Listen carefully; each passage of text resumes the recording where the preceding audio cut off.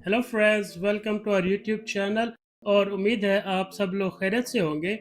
आज हम जिस जॉब की बात करने वाले हैं उसकी कंपनी का नाम है JD Irving। तो ये कंपनी अब लोगों को हायर कर रही है क्योंकि इसके पास गवर्नमेंट का अप्रूवल आ गया है।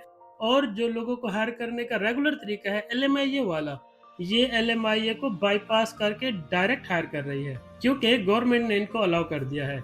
और अगर आप अपनी तसल्ली के लिए इस बात को वेरीफाई भी करना चाहो, बल्कि मैं आपको रेकमेंड करूंगा कि आप गूगल पर सर्च करके भी देख लेना कि JD अर्विंग को गवर्नमेंट ऑफ कनाडा ने अलाउ कर दिया है कि अब वो बाहर से लोगों को हायर कर सकती है without LMIA, without any approval. वो बस डायरेक्टली बंदा हायर कर सकती है। और एक मैं आपको ज़रूरी बात बता दूं कि JD अर्विंग को ये जो अप्रूवल मिला है लोगों को हायर करने का बाहर से विदाउट LMIA, ये अप्रूवल वैलिड है 2027 तक। नवंबर 2027 तक ये अप्रूवल वैलिड है। आप लोगों में से बहुत से लोगों के लिए ये ऑप्शन, ये तरीका, ये JD अर्विंग यहाँ आने का शॉर्टकट हो सकता है या आने का गोल्डन चांस हो सकता है।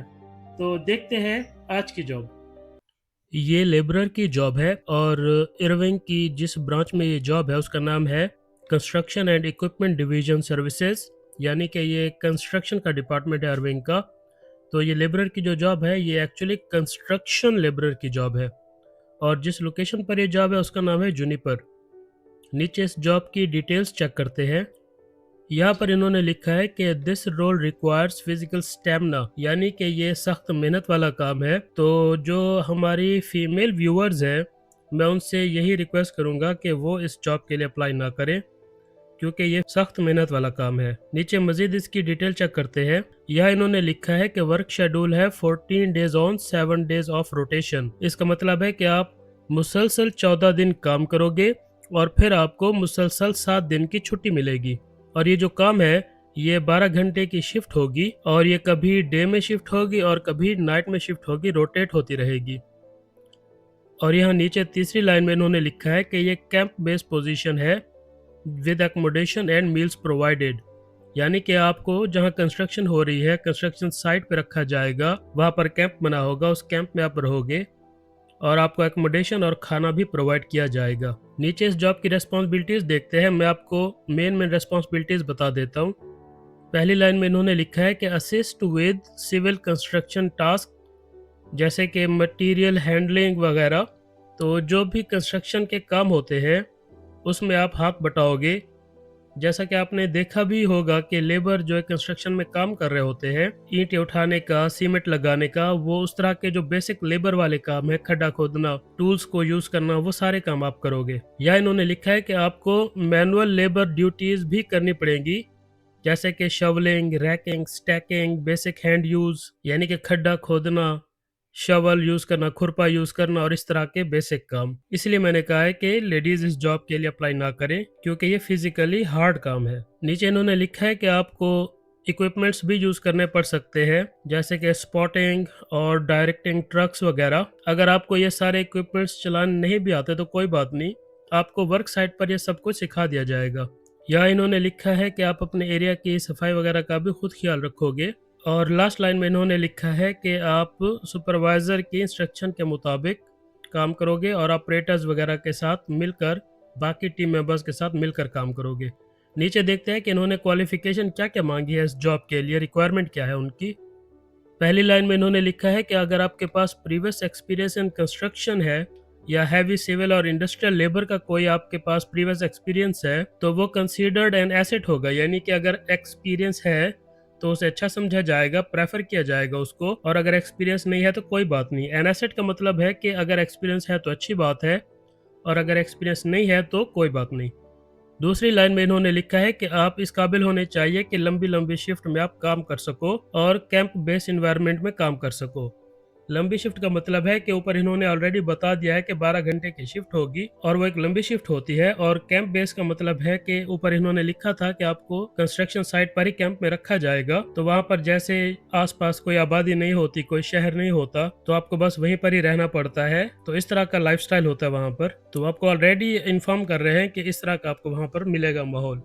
आगे वो लिखते हैं कि आपको physically capable of lifting, bending, climbing and performing repetitive tasks, यानी कि आप फिजिकली इतने मजबूत होने चाहिए कि आप वजन उठा सको, बेंड हो सको, सीढ़ी चढ़ सको। आपको फिजिकली स्ट्रांग होना चाहिए इस जॉब के लिए। वैसे भी कंस्ट्रक्शन की जो लेबर का काम होता है वो थोड़ा डिफिकल्टी होता है। और लास्ट लाइन में इन्होंने लिखा है कि आपके पास वैलिड ड्राइवर्स लाइसेंस होना चाहिए। ये शायद इन्होंने इसलिए मांगा होगा कि जो कंस्ट्रक्शन का सामान है वो एक साइड से दूसरी साइड तक लाना ले जाना इस तरह का कोई काम हो सकता है। तो अगर आपके पास ऑलरेडी ड्राइवर्स लाइसेंस है कार का तो अच्छी बात है। अगर आपके पास लाइसेंस नहीं है तब भी जब आप जॉब अप्लाई करोगे तो लाइसेंस को यस ही कर देना, क्योंकि जब आपको जॉब ऑफर मिलता है और फिर आप वीजा अप्लाई करते हो तो उसमें 4-6 महीने लग जाते हैं। इतने टाइम में आप अपना ड्राइवर्स लाइसेंस बनवा लोगे तो यहाँ आने से पहले आपके पास लाइसेंस होगा पड़ा। और उस लाइसेंस से ऐसा नहीं है कि आप यहाँ पर ड्राइविंग कर लोगे। उस लाइसेंस का आपको फायदा ये होगा कि यहाँ आने के बाद आप डायरेक्ट रोड टेस्ट करके यहाँ का लाइसेंस ले लोगे। आपको कोई वेट नहीं करना पड़ेगा, आपको कोई क्लासेस अटेंड नहीं करनी पड़ेंगी। नीचे चेक करते हैं इसके मजीद डिटेल्स। यहाँ पर इन्होंने लिखा है कि आपको अच्छे वेजेस मिलेंगे